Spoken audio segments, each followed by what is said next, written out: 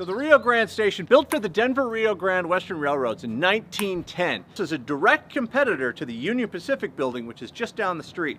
It was twice as much money and built twice as fast. Considering that it's over 100 years old, it's held up extremely well, considering that it is in one of the most used areas of downtown, and it just survived a major earthquake.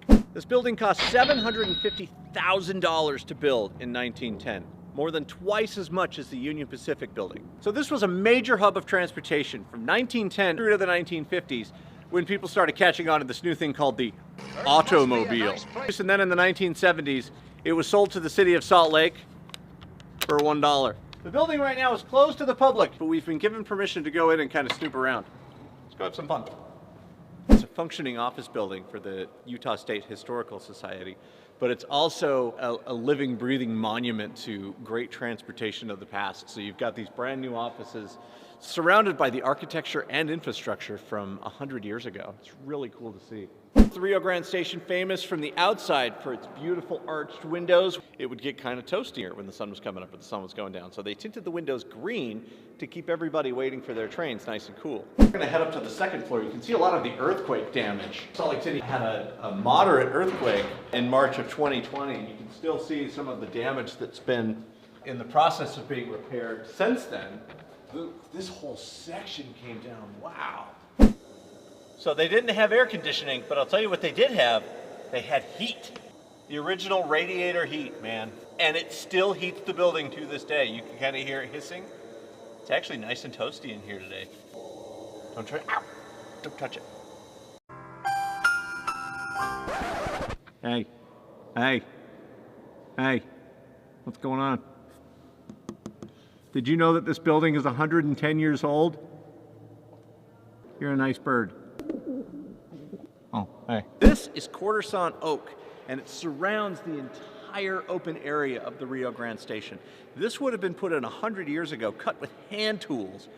I once tried to build a birdhouse in wood shop, and I couldn't get like 2 pieces of balsa wood to stick together. The Utah Department of Heritage and Arts has many art projects that are on display. Before 2020 and before the coronavirus hit, people could come in and check out a lot of art that was done right here in Utah. Just original paintings lining the hallways. Because of the earthquake, a lot of the superficial stuff came off of the building, but the original structure is now visible for the first time in 100 years. We wouldn't have been able to see that had it not been for the earthquake. So there was a lot of earthquake damage, including a train derailment. We will rebuild. There's a ladder. Oh, no way. Dude, that goes so high up there. That's like 50 feet, dude. This is definitely something new. Oh, dude. People were apparently smaller when they built this.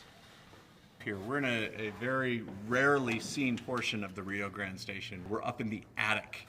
And you can see where some of the people that have worked up here over the years have signed their names because they're so proud of their work. You've got a date here from 1972. We've got 1945, 1967. So up here in the attic, you can see that there was actually some damage done to the structure. These brick parapets, for example, really heavily damaged. The engineers came through and installed these, which are called super studs, just like me. It's a bad joke. And they've lined every major support in the building with one of these to both protect from the earthquake that we just had, as well as any earthquakes that we may have in the future, like an aftershock. Whoa! I'm just kidding. That would have been great timing though, right? The Rio Grande is a steel structure building that was then infilled with brick and concrete. If you look above me, you can still see the formwork that was used to erect the concrete roof slab. So you see this wood that's coming down here, that's not part of the structure, that's actually the concrete formwork. So that means that piece of wood that's been hanging there has been like hanging there ominously for like 100 years. That is so cool. So you saw the great big chandeliers that are in the main entranceway. They have a pulley that lowers the chandelier to the floor so they can change out the light bulbs. Okay, so we're walking down into the basement where they keep some of the original historic relics and some of the archives. So there you go. There's a lot more history than I was expecting to see today, but holy cow, what an amazing trip that was. So the Rio Grande building is currently closed to the public, but once the COVID pandemic has passed and the earthquake repairs have been done, it will be open to the public. So that wraps it up for this week. In the meantime, if you like what you saw, make sure you like it, subscribe to it, comment below, right here. Let me know what you want to see next. We will see you next time.